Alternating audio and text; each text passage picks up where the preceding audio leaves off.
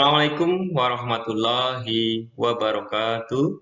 Selamat pagi, salam sejahtera untuk kita semua.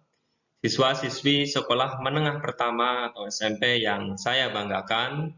Pada kesempatan kali ini, saya akan sedikit membahas materi PS kelas 9. Materi ini adalah perjuangan mempertahankan kemerdekaan Indonesia. Saya ambil dari berbagai sumber, di antaranya adalah blog ruangguru.com. Bersyukurlah kita sebagai pemuda Indonesia yang sudah merasakan kemerdekaan negara ini. Apa kamu pernah membayangkan bagaimana kehidupan di masa penjajahan Belanda saat itu? Para pahlawan dan orang-orang yang mencintai tanah airnya rela berkorban harta benda, bahkan nyawa mereka supaya kita bisa tersenyum pada hari ini.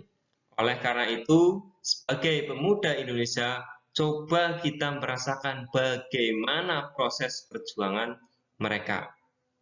Dalam kesempatan kali ini, saya akan membahas bentuk strategi perjuangan menghadapi ancaman Belanda dan sekutu pada waktu itu.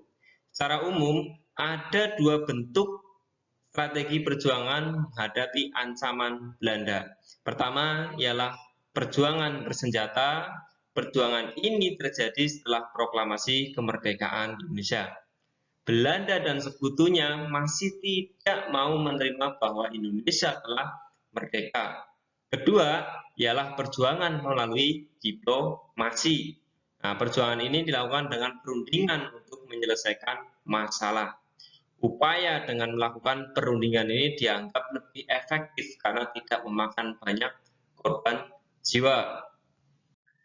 Perjuangan bersenjata untuk mempertahankan kemerdekaan Indonesia. Setelah Jepang menyerah kepada sekutu, seluruh negara jajahan Jepang di Asia Tenggara diambil alih oleh pasukan sekutu, yaitu AFNI, Allied Forces Netherlands East Indies. Tugas AFNI adalah menerima penyerahan kekuasaan dari tangan Jepang, membebaskan tentara sekutu yang ditahan Jepang, melucuti serta mengumpulkan orang-orang Jepang untuk dipulangkan ke negerinya. Kedatangan tentara sekutu ternyata juga disertai dengan kedatangan NICA atau Netherlands Indies Civil Administration yang bertujuan ingin kembali menegakkan kekuasaan Belanda di Indonesia. Tentara AFNI bersama NICA sampai ke Indonesia pertama kali pada tanggal 16 September tahun 1945 di Tanjung Priuk. Kemudian Indonesia melakukan berbagai upaya untuk mempertahankan kemerdekaannya. Salah satunya dengan melalui perjuangan senjata. Nah, perjuangan bersenjata itu mempertahankan kemerdekaan Indonesia, diantaranya adalah pertempuran Surabaya, pertempuran Ambarawa, Bandung Lautan Api, pertempuran Medan Area, dan pertempuran Bubutan Margarana. Yang pertama adalah pertempuran Surabaya. Pada tanggal 16 September, ya, yang tadi kita bahas, pertempuran arek-arek Surabaya dengan pihak sekutu bersama NICA diawali oleh insiden bendera di Hotel Yamato, Surabaya pada tanggal 19 September tahun 1945. Salah seorang tentara Belanda menurunkan bendera merah putih lalu menggantinya dengan bendera Belanda. Hal ini menimbulkan kemarahan rakyat Surabaya. Arek-arek Surabaya menurunkan bendera Belanda dan merobek warna biru agar menjadi warna bendera Indonesia. Selain peristiwa perobekan bendera, kedatangan pasukan sekutu ke Surabaya pada tanggal 25 Oktober tahun 1945 yang dipimpin oleh Brigjen AWS Malabi memicu kemarahan arek-arek Surabaya. Hal ini terjadi karena tentara sekutu membebaskan tahanan di penjara Kali Solok, menduduki pangkalan udara Tanjung Perak, dan gedung internasional. Para pemuda pun melawan dan menimbulkan pertempuran bersenjata yang menewaskan Brigjen AWS Malabi. Peristiwa ini kemudian membuat hubungan Inggris dan Indonesia merenggang, sehingga Inggris mengeluarkan ultimatum agar para pemuda menyerahkan atau menyerah diri paling lambat 10 November tahun 1945 pukul 6. Namun, para pemuda Surabaya tetap bertempur membela tanah kelahirannya. Tokoh yang sangat berperan dalam membakar semangat pada pemuda saat itu adalah Bung Tomo. Hampir 3 minggu para pemuda mempertahankan Surabaya hingga banyak korban jatuh akibat pertempuran ini. Untuk mengenang peristiwa ini, kemudian setiap tanggal 10 November diperingatilah sebagai Hari Pahlawan. Yang kedua adalah pertempuran Ambarawa. Nah, pertempuran Ambarawa disebabkan karena adanya penindasan dan teror terhadap penduduk Magelang yang menimbulkan perlawanan dari TKR. Perlawanan ini terjadi sejak tanggal 23 November tahun 1945 hingga 12 Desember tahun 1945 dengan dipimpin oleh Imam Adrongi dan Letkol M. Sarbini. Nah, pertempuran Ambarawa berhasil memukul mundur pasukan Sekutu dan Nica ke Ambarawa. Nah, Letkol Isdiman, Mayor Soeharto, dan Kolonel Sudirman juga ikut terlibat dalam pertempuran Ambarawa. Pasukan Sekutu dan Nica yang terdesak pada tanggal 15 Desember tahun 1945 akhirnya meninggalkan daerah Ambarawa dan menandai berakhirnya pertempuran Ambarawa. Untuk mengenang peristiwa ini, di setiap tanggal 15 Desember diperingati sebagai Hari Infanteri. Yang ketiga adalah Bandung Lautan Api. Ya, pada bulan Oktober tahun 1945, pasukan Sekutu dan Nica mulai datang serta melakukan pendudukan terhadap kota Bandung. Nah, pasukan Sekutu dan Nica segera mengeluarkan ultimatum kepada rakyat Bandung untuk menyerahkan senjata milik mereka sehingga memicu kemarahan. Pertempuran bersenjata kemudian berlangsung selama kurun waktu November sampai Maret tahun 1946. Jadi November tahun 1945 sampai Maret tahun 1946.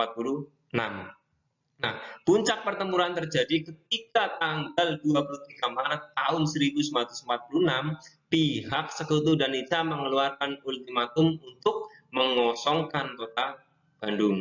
Komandan Divisi 3 Siliwangi, Ahai Nasution, bersama pemuda mengambil inisiatif untuk mengosongkan kota Bandung dan membakar seluruh kota beserta infrastruktur penting pemerintah ataupun militer pada tanggal 24 Maret tahun 1946.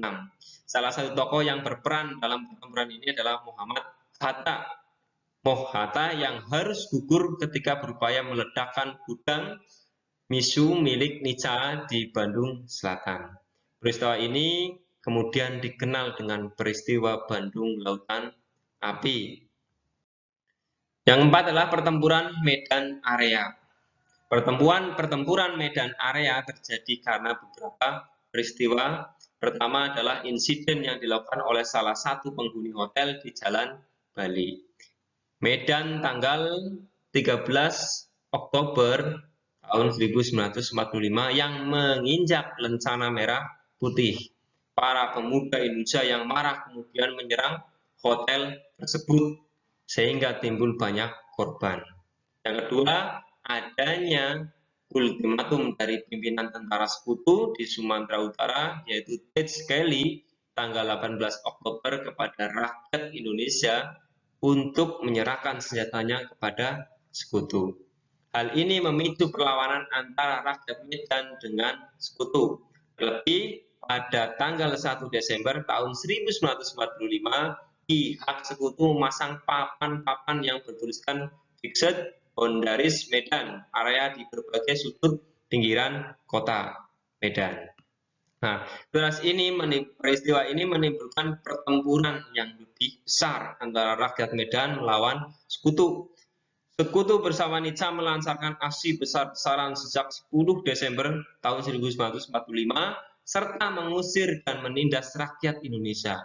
Rakyat Medan merespon pada tanggal 10 Agustus tahun 1946 dengan membentuk Komando Resimen Laskar Rakyat Medan Area untuk melanjutkan perlawanan terhadap Sekutu dan Nica.